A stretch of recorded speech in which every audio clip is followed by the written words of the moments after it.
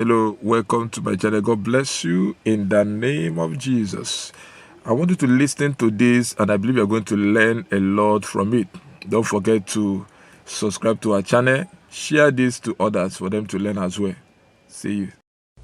Chapter 5. The 5 Laws of Gold. A bag heavy with gold, or a clay tablet carved with words of wisdom. If thou hadst thy choice, which wouldst thou choose? By the flickering light from the fire of desert shrubs, the sun-tanned faces of the listeners gleamed with interest.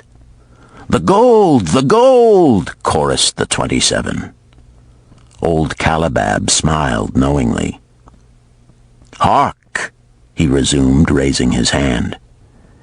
"Hear the wild dogs out there in the night? They howl and wail because they are lean with hunger.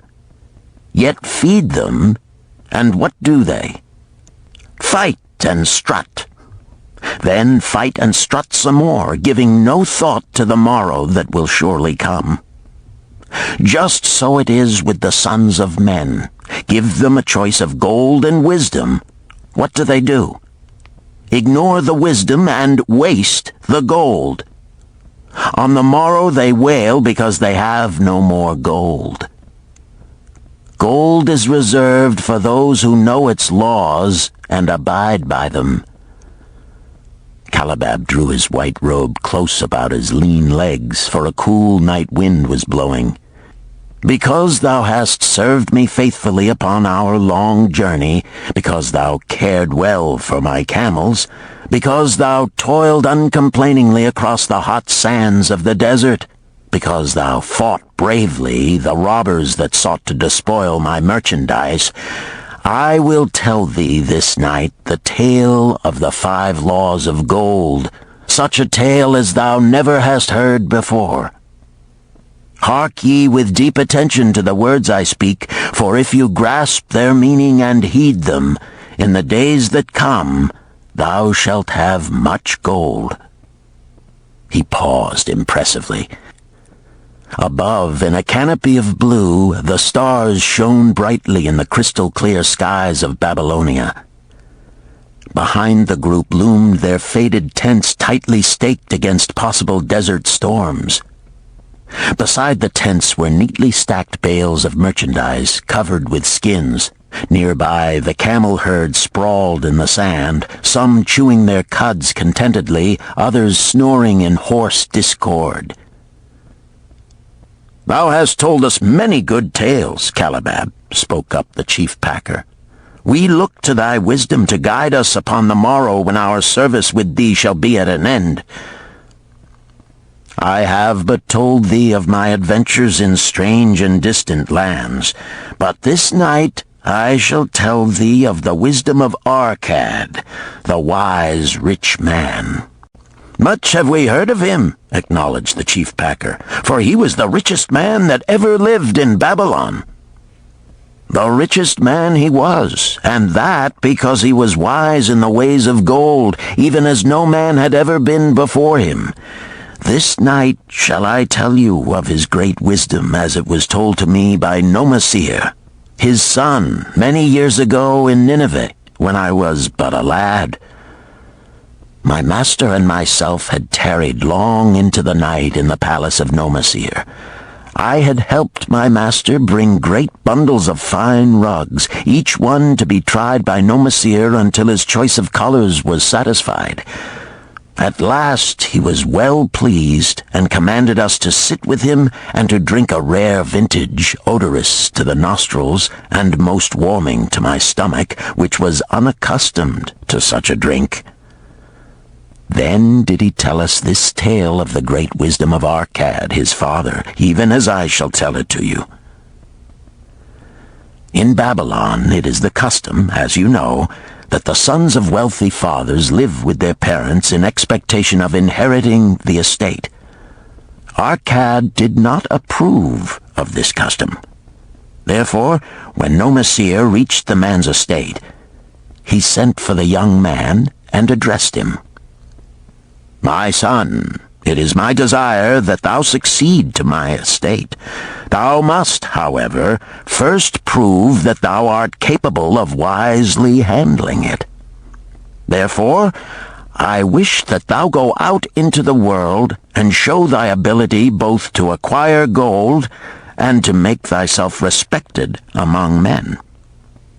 To start thee well, I will give thee two things of which I myself was denied when I started as a poor youth to build up a fortune. First, I give thee this bag of gold. If thou use it wisely, it will be the basis of thy future success. Second, I give thee this clay tablet upon which is carved the 5 laws of gold. If thou dost but interpret them in thy own acts, they shall bring thee competence and security. 10 years from this day come thou back to the house of thy father and give account of thyself. If thou prove worthy, I will then make thee the heir to my estate. Otherwise I will give it to the priests that they may barter for my soul the kind consideration of the gods. So Nomasir went forth to make his own way, taking his bag of gold, the clay tablet carefully wrapped in silken cloth, his slave, and the horses upon which they rode. The 10 years passed, and Nomasir, as he had agreed, returned to the house of his father, who provided a great feast in his honor, to which he invited many friends and relatives. After the feast was over, the father and mother mounted their throne-like seats at one side of the great hall, and Nomasir stood before them to give an account of himself as he had promised his father. It was evening. The room was hazy with smoke from the wicks of the oil lamps that but dimly lighted it. Slaves in white woven jackets and tunics fanned the humid air rhythmically with long-stemmed palm leaves. A stately dignity colored the scene. The wife of Nomasir and his 2 young sons, with friends and other members of the family, sat upon rugs behind him, eager listeners. "My father," he began deferentially, "I bow before thy wisdom. 10 years ago, when I stood at the gates of manhood, thou bade me go forth and become a man among men, instead of remaining a vassal to thy fortune. Thou gave me liberally of thy gold. Thou gave me liberally of thy wisdom. Of the gold, alas, I must admit of a disastrous handling. It fled indeed from my inexperienced hands, even as a wild hare flees at the first opportunity from the youth who captures it." The father smiled indulgently. "Continue, my son. Thy tale interests me in all its details." "I decided to go to Nineveh, as it was a growing city, believing that I might find there opportunities. I joined a caravan, and among its members made numerous friends. 2 well-spoken men who had a most beautiful white horse, as fleet as the wind, were among these. As we journeyed, they told me in confidence that in Nineveh was a wealthy man who owned a horse so swift that it had never been beaten. Its owner believed that no horse living could run with greater speed. Therefore would he wager any sum, however large, that his horse could outspeed any horse in all Babylonia. Compared to their horse, so my friend said, it was but a lumbering ass that could be beaten with ease. They offered, as a great favor, to permit me to join them in a wager. I was quite carried away with the plan. Our horse was badly beaten, and I lost much of my gold." The father laughed. "Later, I discovered that this was a deceitful plan of these men, and they constantly journeyed with caravans seeking victims. You see, the man in Nineveh was their partner and shared with them the bets he won. This shrewd deceit taught me my first lesson in looking out for myself. I was soon to learn another, equally bitter. In the caravan was another young man with whom I became quite friendly. He was the son of wealthy parents and, like myself, journeying to Nineveh to find a suitable location.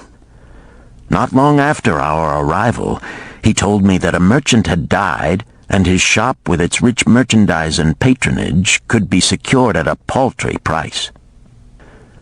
Saying that we would be equal partners, but first he must return to Babylon to secure his gold, he prevailed upon me to purchase the stock with my gold, agreeing that his would be used later to carry on our venture.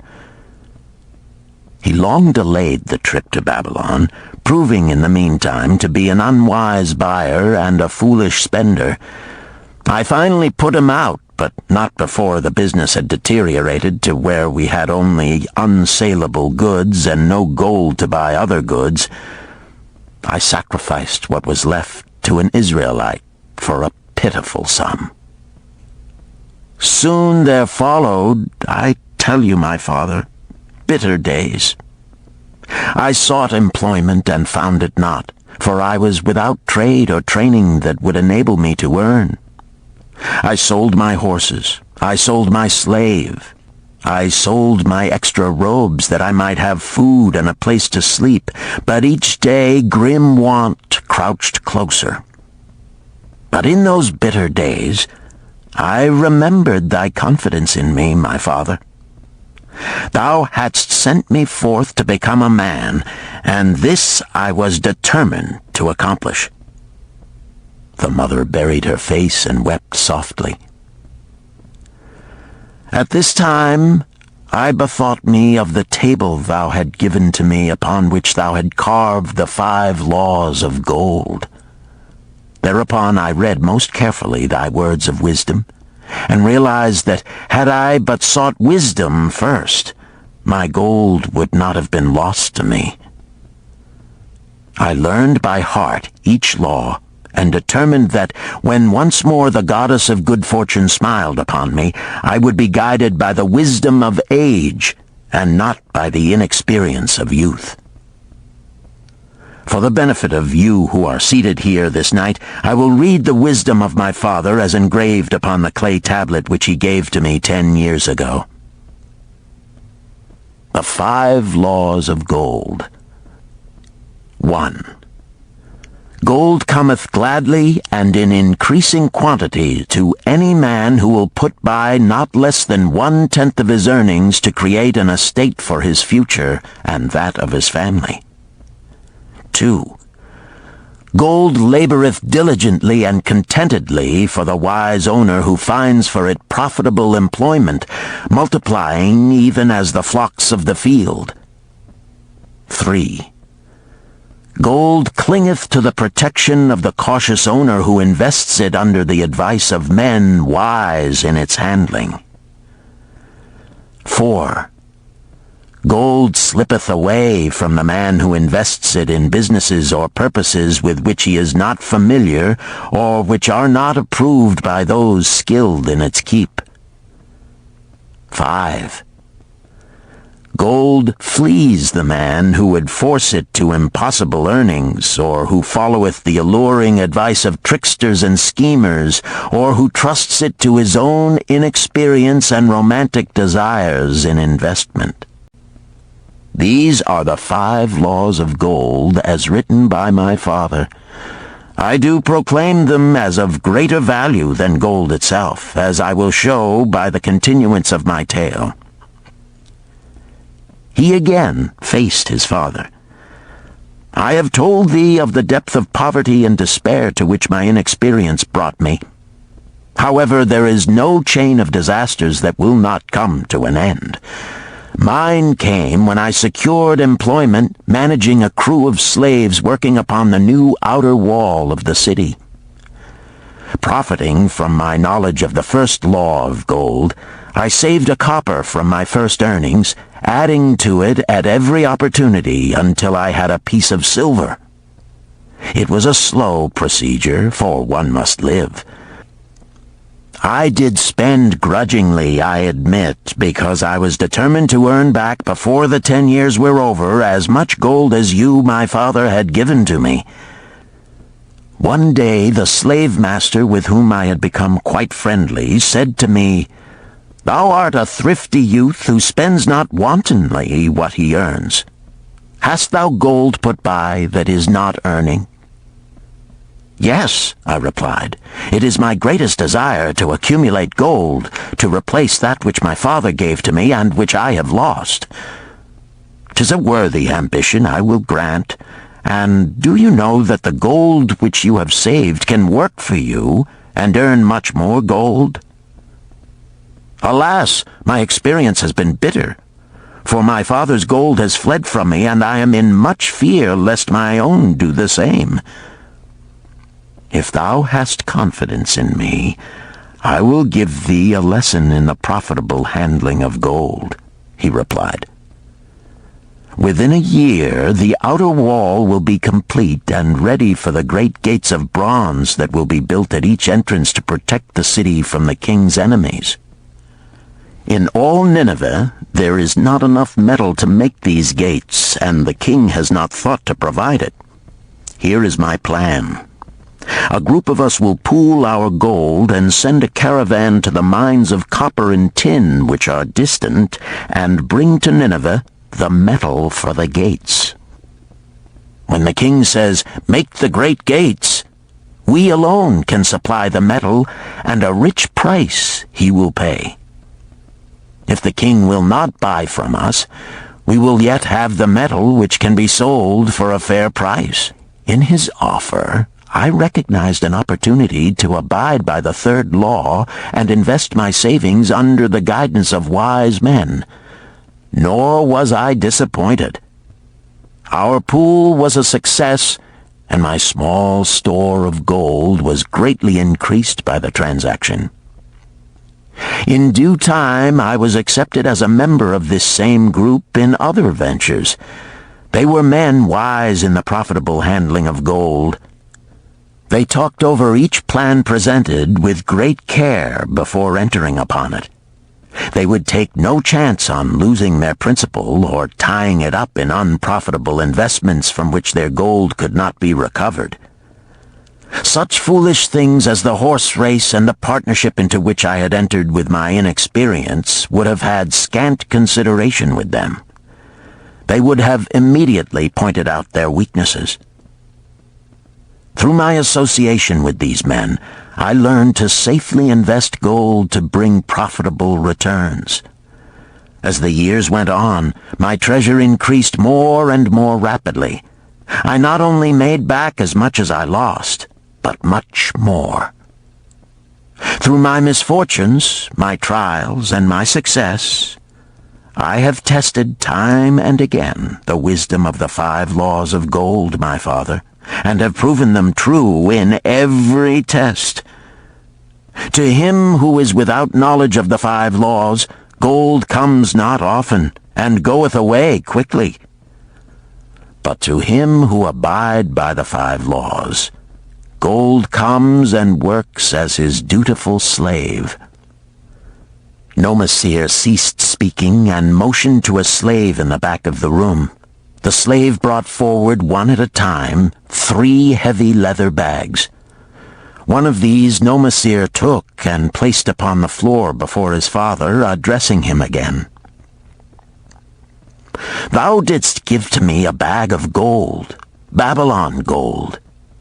Behold, in its place I do return to thee a bag of Nineveh gold of equal weight, an equal exchange, as all will agree.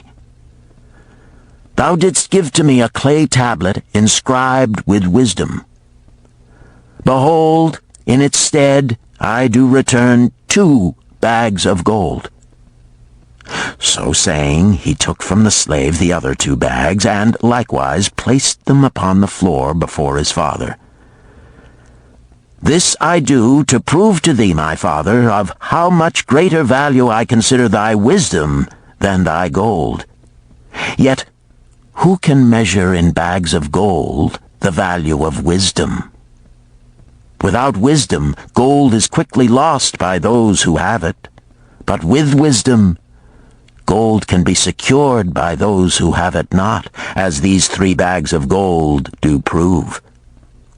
It does indeed give to me the deepest satisfaction, my father, to stand before thee and say that, because of thy wisdom, I have been able to become rich and respected before men."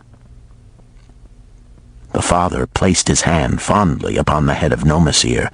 "Thou hast learned well thy lessons, and I am indeed fortunate to have a son to whom I may entrust my wealth." Calibab ceased his tale and looked critically at his listeners. "What means this to thee, this tale of Nomasir?" he continued. "Who among thee can go to thy father or to the father of thy wife and give an account of wise handling of his earnings? What would these venerable men think were you to say, 'I have traveled much and learned much and labored much and earned much, yet alas, of gold I have little. Some I spent wisely, some I spent foolishly, and much I lost in unwise ways'? Dost still think it but an inconsistency of fate that some men have much gold and others have naught? Then you err. Men have much gold when they know the 5 laws of gold and abide thereby. Because I learned these 5 laws in my youth and abided by them, I have become a wealthy merchant. Not by some strange magic did I accumulate my wealth. Wealth that comes quickly goeth the same way. Wealth that stayeth to give enjoyment and satisfaction to its owner comes gradually, because it is a child born of knowledge and persistent purpose. To earn wealth is but a slight burden upon the thoughtful man. Bearing the burden consistently from year to year accomplishes the final purpose. The 5 laws of gold offer to thee a rich reward for their observance. Each of these 5 laws is rich with meaning, and lest thou overlook this in the briefness of my tale, I will now repeat them. I do know them each by heart, because in my youth I could see their value and would not be content until I knew them word for word. The first law of gold. Gold cometh gladly and in increasing quantity to any man who will put by not less than 1/10 of his earnings to create an estate for his future and that of his family. Any man who will put by 1/10 of his earnings consistently and invest it wisely will surely create a valuable estate that will provide an income for him in the future and further guarantee safety for his family in case the gods call him to the world of darkness. This law always saith that gold cometh gladly to such a man. I can truly certify this in my own life. The more gold I accumulate, the more readily it comes to me and in increased quantities. The gold which I save earns more, even as yours will, and its earnings earn more, and this is the working out of the first law. The second law of gold. Gold laboreth diligently and contentedly for the wise owner who finds for it profitable employment, multiplying even as the flocks of the field. Gold indeed is a willing worker. It is ever eager to multiply when opportunity presents itself. To every man who hath a store of gold set by, opportunity comes for its most profitable use. As the years pass, it multiplies itself in surprising fashion. The third law of gold. Gold clingeth to the protection of the cautious owner who invests it under the advice of men wise in its handling. Gold indeed clingeth to the cautious owner, even as it flees the careless owner.